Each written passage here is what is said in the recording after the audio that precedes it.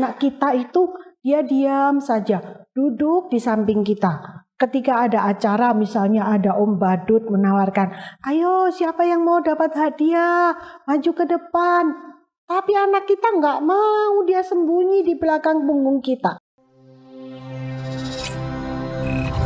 Andi Academy, knowledge to inspiring nation.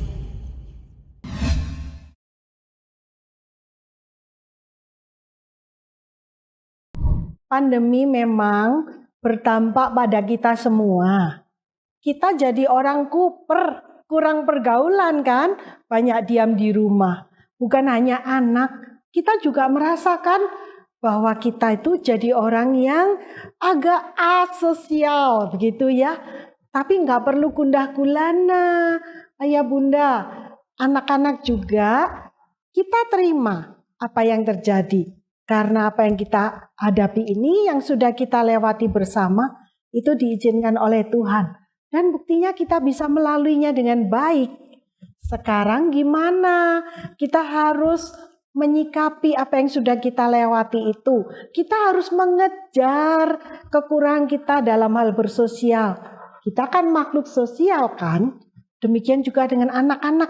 Kita tidak ingin anak-anak tidak bersosial atau jadi kuper kata orang. Nah, jadi bagaimana sebaiknya yang kita lakukan? Tenang saja, rileks saja. Kita mulai dengan kita bergaul dengan orang-orang yang ada di lingkungan dalam. Di ring 1, itu bisa dengan keluarga kita sendiri, ditambah dengan orang tua, dengan mertua, dengan sepupu yang kurang lebih mereka kenal. Nah, dengan demikian ketika nanti anak itu tidak mau bertemu atau ketika ada tamu walaupun itu sepupu dan kita bilang ini loh dek, anaknya tante A, ini loh kak, ini adalah Kak Ani, kamu ingat kan? Tetap dia tidak mau, kita jangan paksakan. Karena paksakan itu tidak akan berakibat baik bagi anak. Yang pertama kita kasih contoh diri kita sendiri. Dan kita tunjukkan bagaimana nikmatnya bersosial.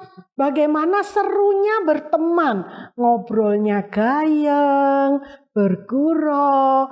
Anak itu akan lebih meniru kita daripada mengikuti apa yang kita perintahkan. Ketika anak melihat, yang dilihat apa?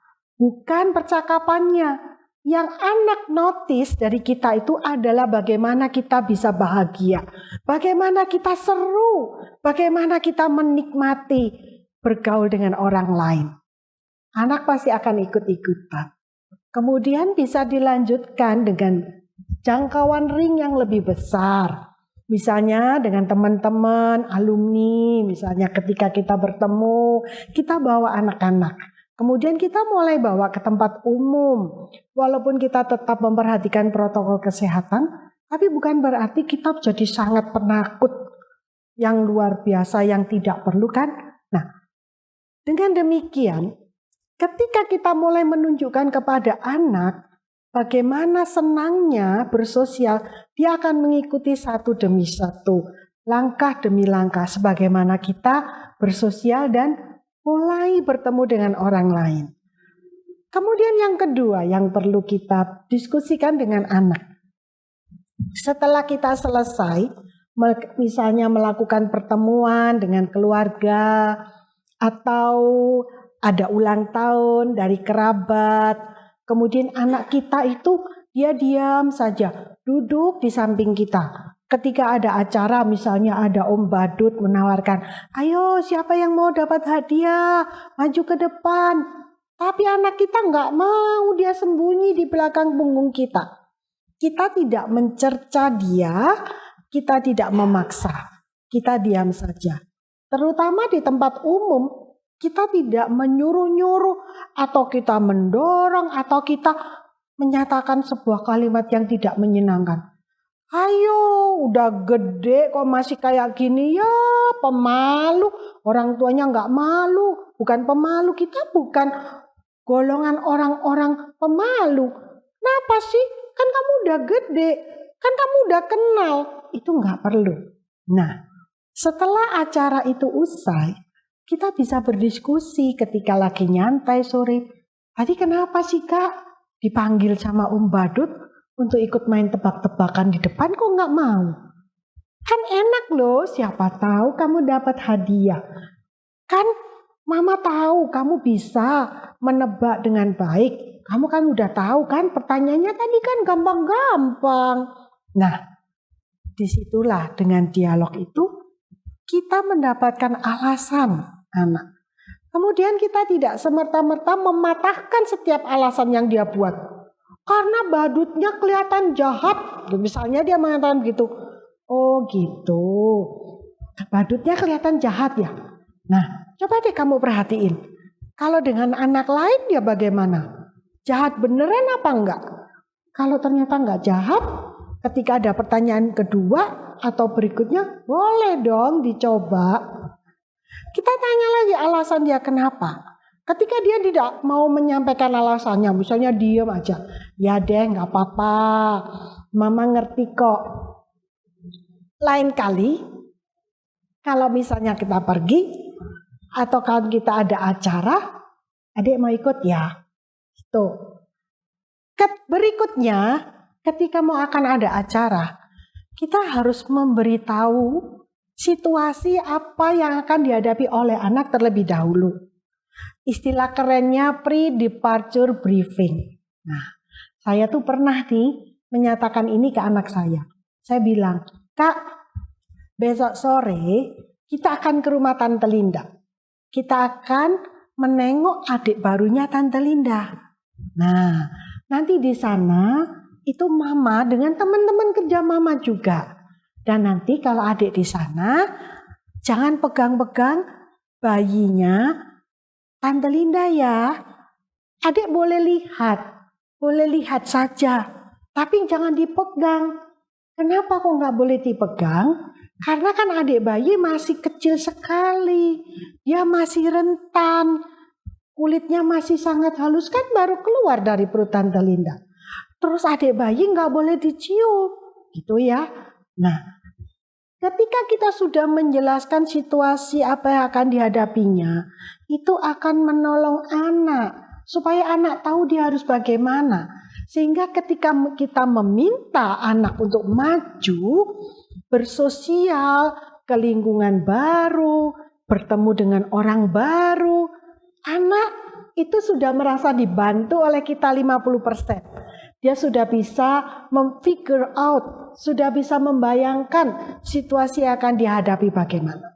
Ya, begitulah. Jadi, ketika kita membawa anak keluar, kemudian anak melakukan hal-hal yang di luar dugaan, kita juga harus tidak langsung menegur, karena itu mematahkan semangat dia untuk berani bersosial, untuk berani maju. Bahkan bisa juga loh membuat dia kehilangan kepercayaan diri. Contohnya apa? Saya pernah mengajak anak bertamu. Kemudian begitu duduk di ruang tamu, dia melihat ada kue donat di atas meja. Kue donat dengan coklat kesukaannya.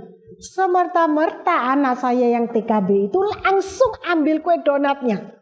Wah, saya terkesiap. Tetapi saya harus menahan diri. Tidak langsung memarahin dia. Kenapa? Karena dia nggak tahu apa yang harus dilakukan. Baiklah. Berikutnya saya kasih dia departure briefing lagi. Nanti dek, kalau di rumah Om Tony kita bertamu itu di meja ada kue, kamu jangan ambil dulu ya.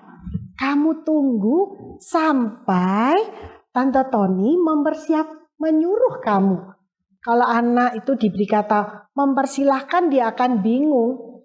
Tunggu sampai disuruh. Nah, disuruh itu kata-kata yang bisa dipahami anak. Anak akan duduk menunggu sambil melihat, terus memandang donat itu sampai dia disuruh. Enggak apa-apa. Nah, saya yakin teman kita melihat begitu, pasti dia akan jatuh hati. Kamu mau ya Kak? Ini enak loh, tante yang bikin, boleh ambil satu, ini tisunya. Ambil pakai tisu ya. Nah, Hal-hal seperti itu. Anak ini lahir ke dunia ini, di surga tidak disiapkan dengan dipacur briefing dulu. Dia tidak tahu kalau harus pegang kue donat itu harus pakai tisu dan lain sebagainya. Kitalah yang berkewajiban menyiapkan dia untuk masuk ke satu situasi, satu kondisi bergaul, bersosial. Ya, jadi tidak perlu galau ketika anak kita diam saja karena pandemi 2 tahun lebih dia tidak bertemu dengan orang asing, dia hanya bertemu dengan keluarga inti kita saja. Mari kita membersamai anak, kita bersama-sama belajar bersama dengan anak-anak dan kita menyiapkan diri kita untuk bersosial dengan baik, mengejar ketertinggalan kita 2 tahun, mengembangkan sosial kita karena pandemi. Terima kasih.